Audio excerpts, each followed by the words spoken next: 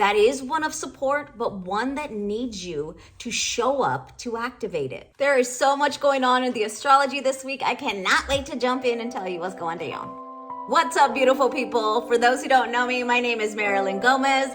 I am the Astrology Finance Coach. I teach online entrepreneurs how to align money smart by optimizing their astrology charts, as well as all of the online tech tools that go with running your online business. This week, we have some magical alignments for you guys to tap into.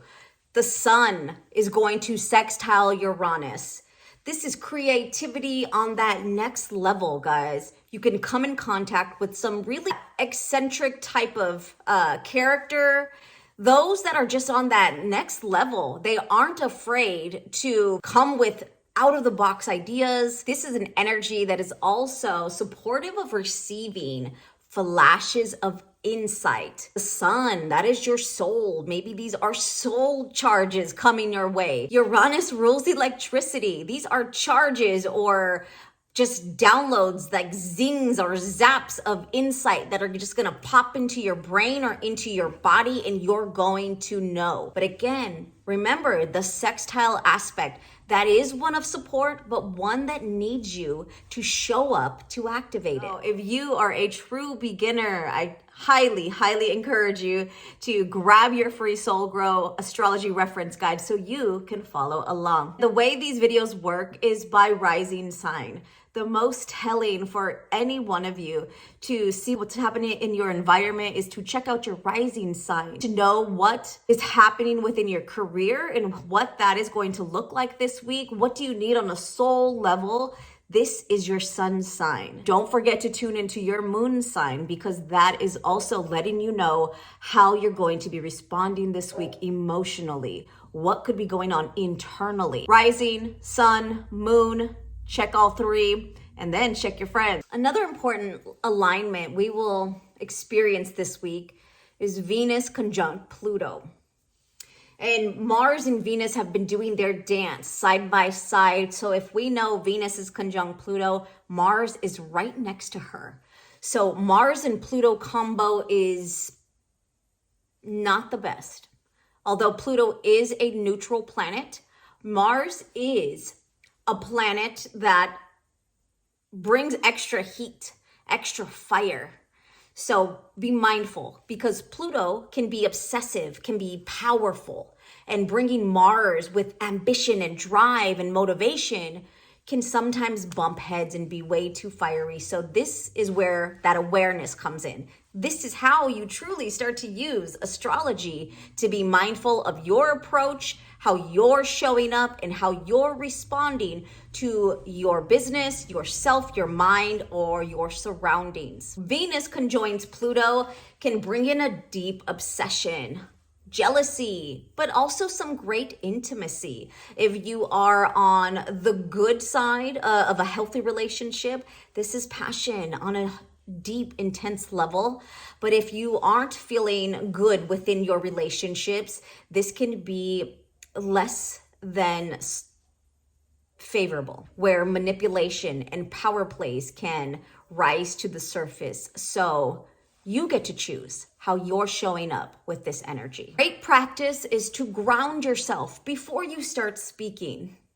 Ground even those thought processes. Pluto rules your psychological patterns. You'll want to ground all of that energy to steer clear from power trips, manipulations, or obsessive thoughts. You will feel yourself wrapping things up this week.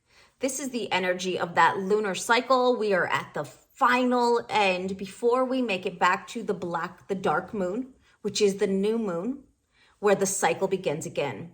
So this is the time where you can recognize what worked this month and what's coming forward. You also recognize what hasn't worked. Allow yourself to let go of stuff. Cross it off your list if it just did not work for you. Cross it off your list or out of your structure altogether if it's not serving you in a positive way. It's not serving your larger vision or your larger picture. Cross it off. Continue this final release as we make our way back to the new moon, where we start fresh And this new moon is in the sign of Pisces. What a magical new moon at that.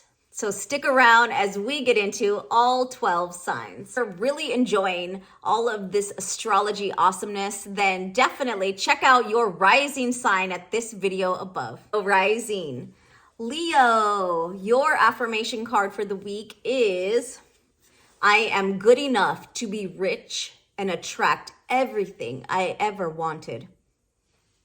I am good enough to be rich and attract everything I ever wanted.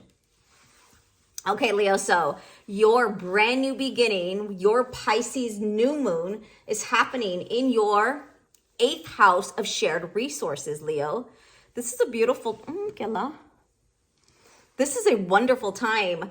You could be really upping your game in your investments, in the resources that you receive from other people, or this could be a time in your life where your partner's resources are transforming and it is directly going to be a blessing towards you. So Jupiter in this 8th house can expand on the clients that you're getting, expand on maybe the ways you're able to start to invest your money or the strategies that you're coming across. This is a beautiful time to kick off new beginnings in your shared resources house, Leo. As you have moved through these last few weeks, this could have also been a time where you've restructured your relationship in some way. You have done some inner work as to what you need to heal in your mind and your body, what isn't working in your day-to-day space. So now as you move forward, the creative and inspired ideas that you have had, now you implement. This is the new beginning to kick those things off, plant your new seeds within your 8th house and watch them grow. If you have yet to generate your free natal chart, check out this video right here and you'll be able to get your free copy in a matter of minutes. By casting your own natal chart, start to discover and use astrology in practical application in the way that I learned to use it as well as the ways I teach it. I would love to hear in the comments below, how did this week turn out for you? What are you taking action on and how can I support heart and healing? I'm Marilyn. Until next time.